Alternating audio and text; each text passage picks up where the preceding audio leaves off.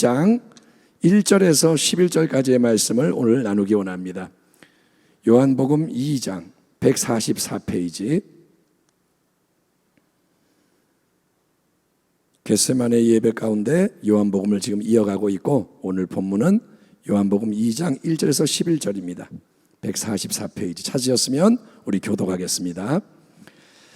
사흘째 되던 날 갈릴리 가나에 혼례가 있어 예수의 어머니도 거기 계시고, 2절 예수와 그 제자들도 혼례의 청함을 받았더니 포도주가 떨어진지라. 예수의 어머니가 예수에게 이르되 저들에게 포도주가 없다 하니, 예수께서 이르시되 여자여, 나와 무슨 상관이 있나이까? 내 때가 아직 이르지 아니하였나이다. 그의 어머니가 하인들에게 이르되 너희에게 무슨 말씀을 하시든지 그대로 하라 하니라. 거기에 유대인의 정결 예식을 따라 2-3통 드는 돌 항아리 6이 놓였는지라.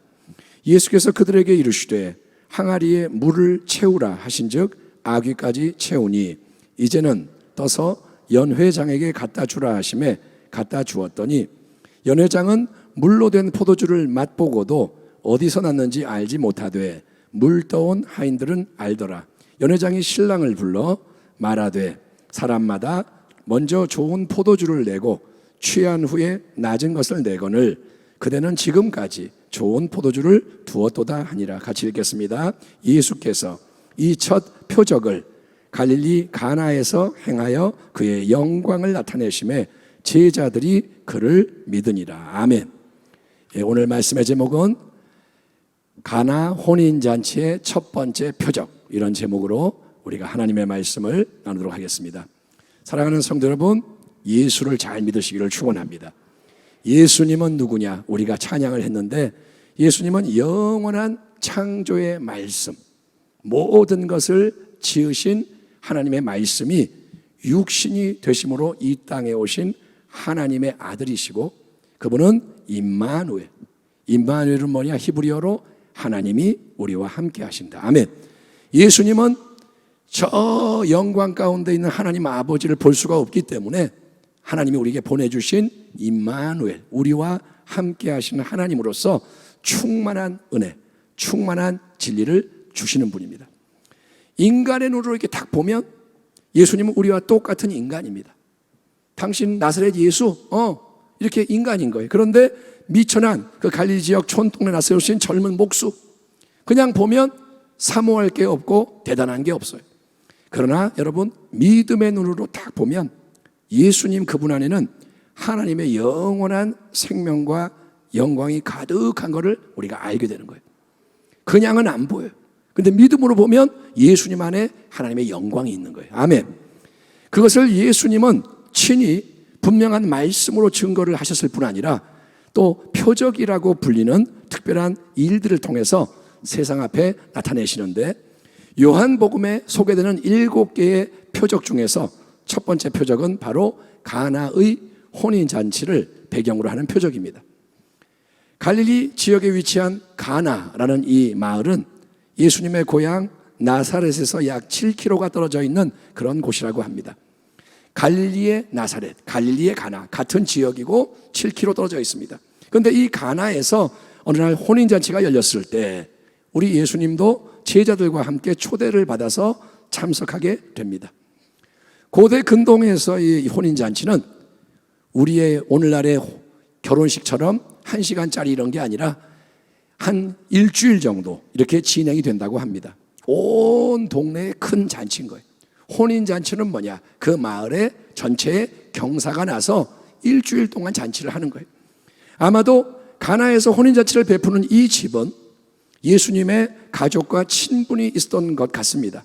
그래서 예수님의 어머니 마리아도 그곳에 함께하며 잔치 준비와 진행을 돕고 있었던 것으로 보이는데, 여러분, 잔치가 한창이고 이제 모두가 쉼이 행복해하고 있는 바로 그때에 포도주가 바닥이 나버리는 그런 큰 문제가 발생하게 됩니다. 풍요로운 시대에 사는 우리는 포도주가 없으면 뭐 다른 거 마시면 되지, 포도주 없으면 주스 마시면 되지, 우리는 쉽게 생각할 수 있겠지만 그 당시에 유대인의 혼인잔치에 여러분 포도주가 떨어져 버리는 것은 정말 있을 수가 없는 최악의 상황인 거예요. 그런 일은 절대 일어나면 안 되는 게 뭐냐? 잔치에 포도주가 떨어지는 겁니다.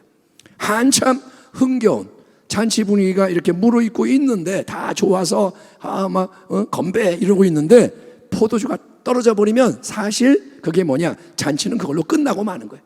포도주가 없어? 그럼 잔치 못해요. 끝나는 거예요.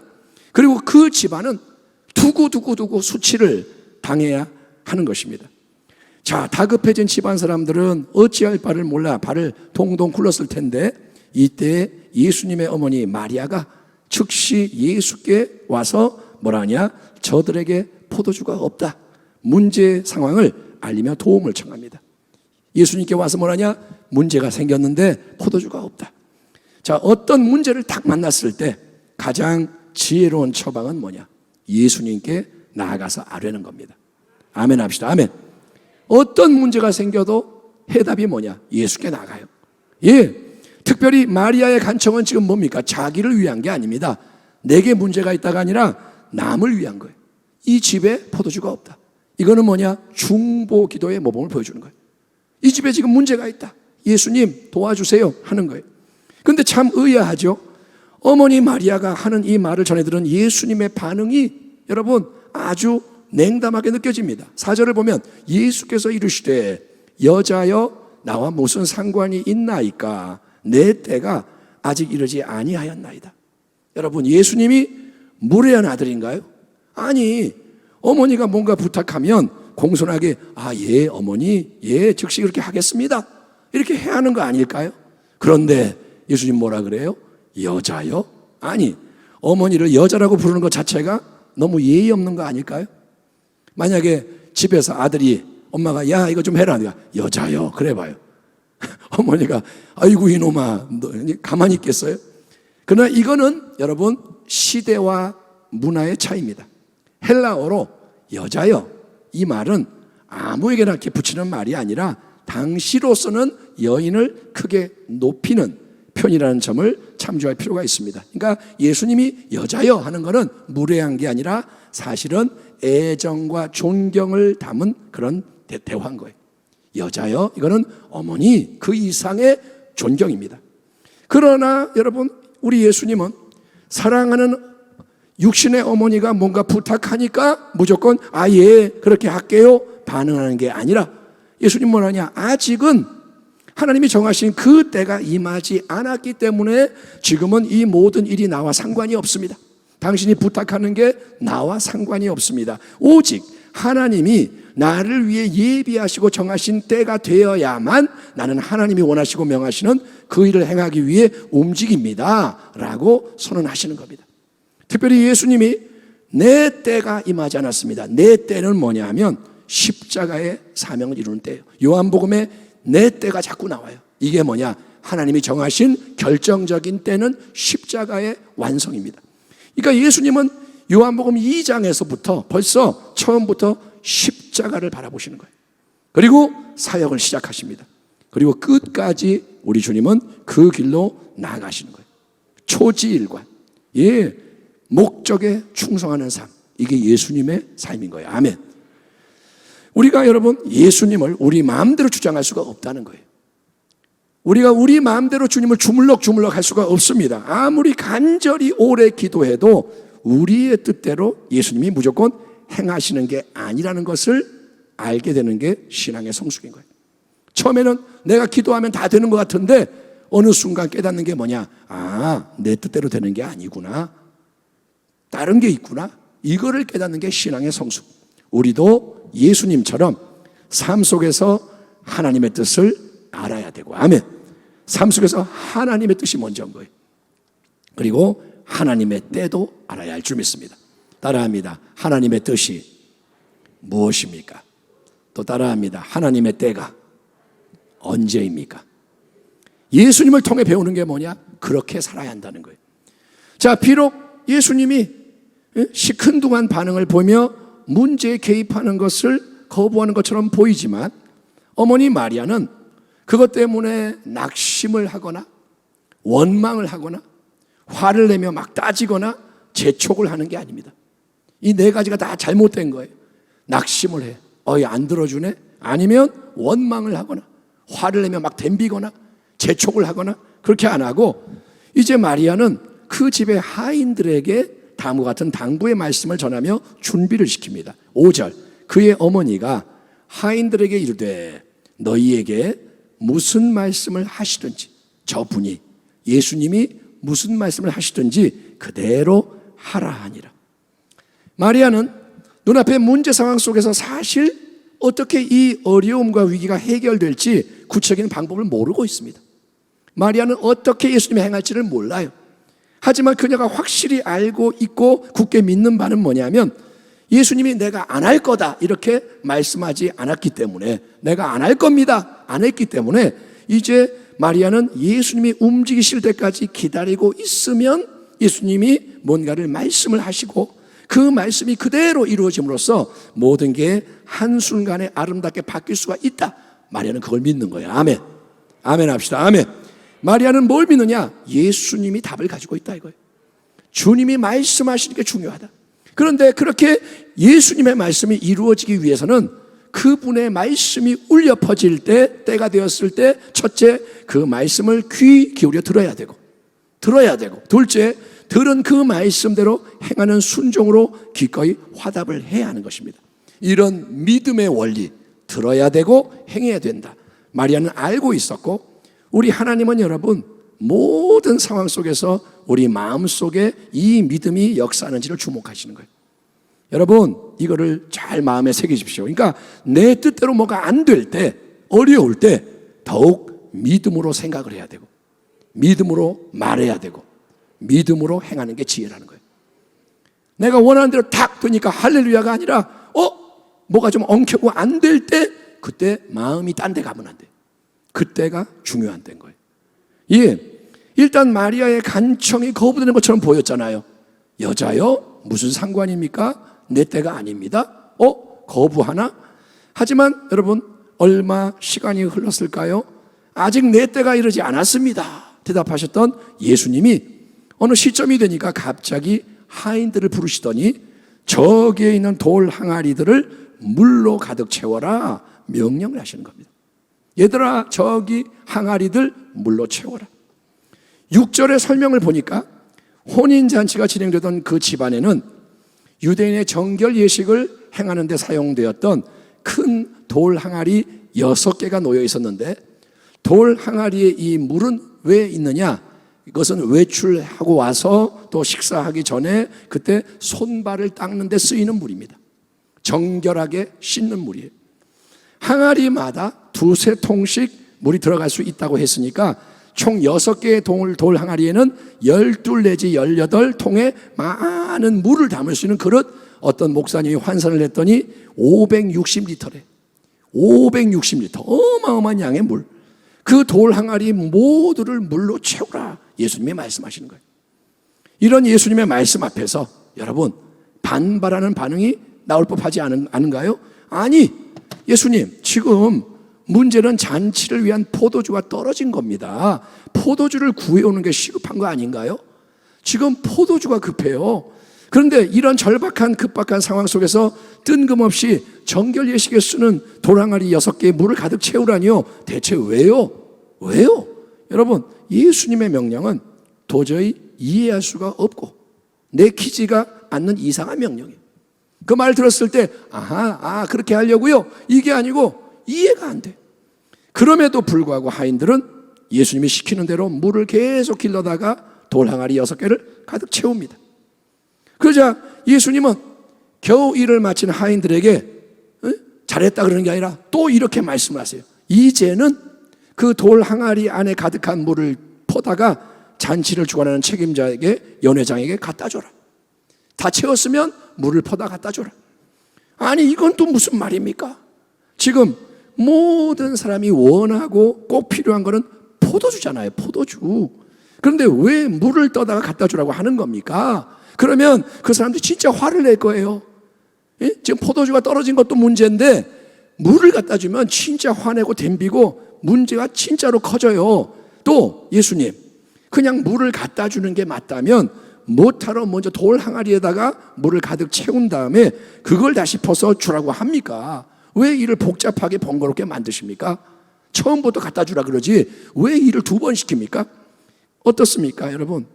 예수님이 하시는 말씀은 인간적으로 세상적으로 따지자면 모든 게 이해가 안 되고 더 많은 문제를 불러일으킨 것처럼 보여지는 말씀입니다. 이게 뭔 말이야? 그래서 여러분, 진리의 말씀은 듣기도 힘들고 그 말씀을 행하기가 더더욱 어려운 게 당연한 거예요. 진리는 상식이 아닙니다. 진리는 어려워요. 마음에 안 들어. 그러나 하인들은 이처럼 이해할 수가 없고 행하기 어려운 말씀임에도 불구하고 예수님의 말씀에 다시금 순종해서 돌 항아리 가득 채운 물을 퍼다가 연회장에게 갖다 주는데, 아멘. 그때 일어난 놀라운 일이 뭐냐, 이겁니다. 10절, 9절 10절. 연회장은 물로 된 포도주를 맛보고도 어디서 났는지 알지 못하되 물 떠온 하인들은 알더라. 연회장이 신랑을 불러 말하되 사람마다 먼저 좋은 포도주를 내고 취한 후에 낮은 것을 내거늘 그대는 지금까지 좋은 포도주를 두었도다 하니라. 아멘 합시다. 아멘. 궁금한 건 뭐냐? 과연 어느 순간에 물이 포도주로 변하는 역사가 일어났느냐 궁금합니다. 하인들이 돌항아리에 물을 부었을 때 즉시 물이 포도주로 변화가 됐을까요? 아니면 물이 항아리 안에 들어있는 동안에 점점 더 포도주로 변했을까요? 아니면 물을 떠서 연회장에게 갖다 주는 그 길 위에서 변화가 일어났을까요? 잘 모르겠지만 아무튼 하인들이 예수님 명령에 순종해서 갖다 주는 것을 연회장이 받았을 때 그거는 이미 포도주, 그것도 어설픈 싸구려 포도주가 아니라 아주 맛 좋은 최고의 포도주로 변해 있었다는 게 중요한 거예요. 여러분, 우리는 다 몰라요. 그러나 중요한 건 뭐냐? 주님이 역사하신다는 거예요. 우리가 이해할 수가 없어도, 설명할 수가 없어도 하나님의 일단 때가 되면 주님이 하신 말씀은 순종하는 사람을 통해 온전히 이루어지는 거예요. 따라합니다. 때가 되면 말씀이 믿음을 통해 이루어진다. 아멘. 이게 지금 믿음의 원리인 거예요. 하나님의 때가 되면 하나님의 말씀이 믿음을 통해 이루어진다. 그리고 그 결과가 뭐냐? 모두가 놀라고 만족하게 되는 축복의 역사라는 겁니다. 예. 그리고 오늘 본문의 마지막 말씀 결론이 이겁니다. 2장 11절. 예수께서 이 첫 표적을 갈릴리 가나에서 행하여 그의 영광을 나타내심에 제자들이 그를 믿으니라. 아멘. 여러분, 예수님이 행하신 이 가나에서의 역사와 요한복음에 뒤따르는 6개의 놀라운 사건은 요한복음에서 기적이 아니라 표적이라는 단어로 묘사가 됩니다. 기적이 아니라 뭐다? 표적. 기적은 뭐냐 하면 그냥 놀라운 특별한 일이 일어나는 거예요. 놀라운 일이라면 기적이다 이렇게 하는 거예요. 아무리 그런데 많은 기적을 체험을 해도 기적은 마음과 삶을 변화시키지 못해요. 아무리 놀래도 마음이 안 변해요. 그게 기적인 거예요. 그리고 뭐가 문제냐?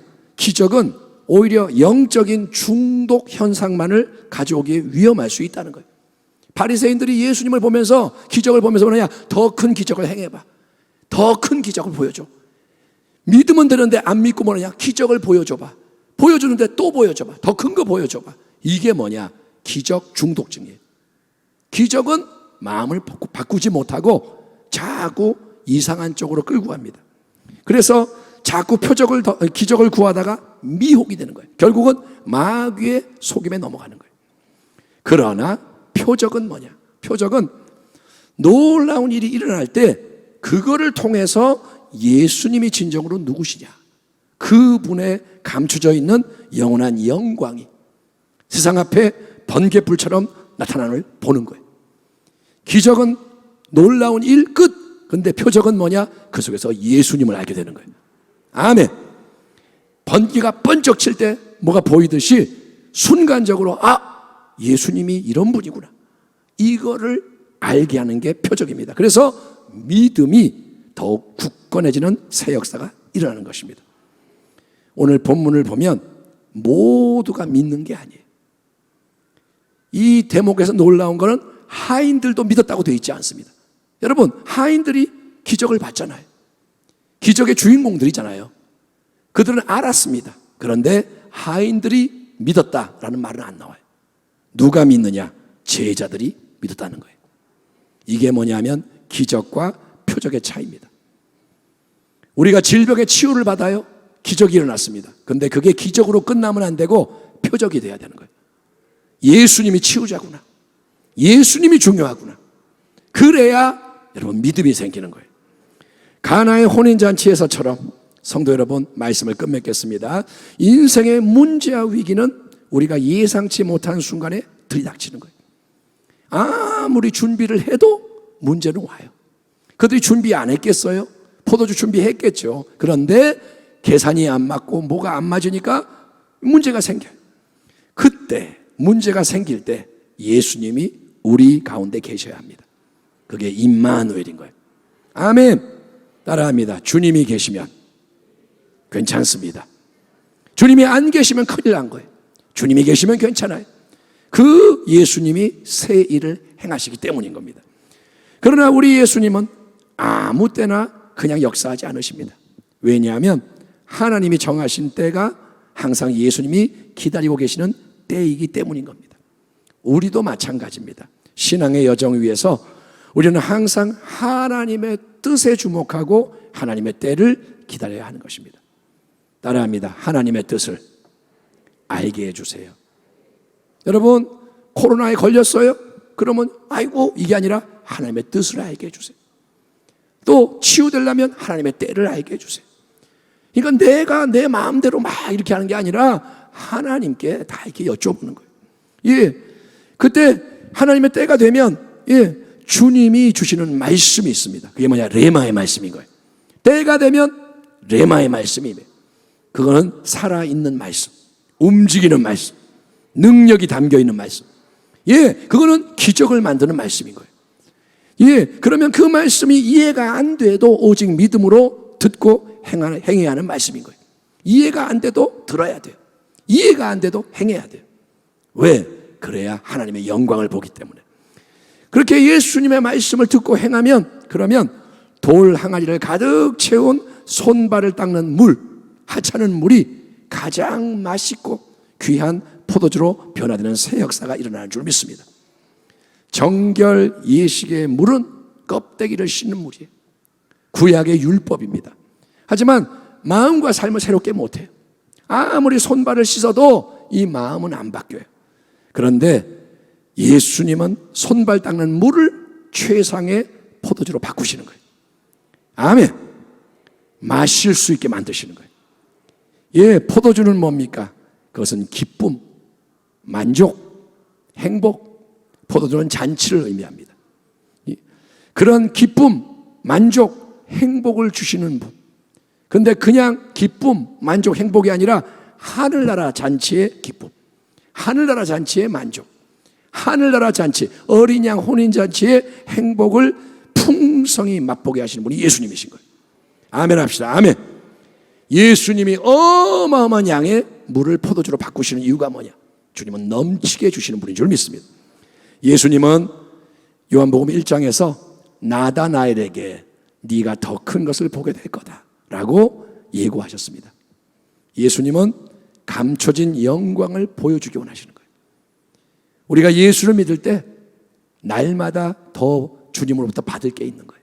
은혜 위에 은혜로라. 아멘. 아무리 예수님을 경험해도 주님은 더 많은 걸 가지고 계세요. 그것이 가나의 혼인잔치에서 처음으로 나타난 것입니다. 예수님의 영광을 밝히 보는 체험이 있기를 축원합니다. 예수 믿는 게 기쁨이 되길 바랍니다.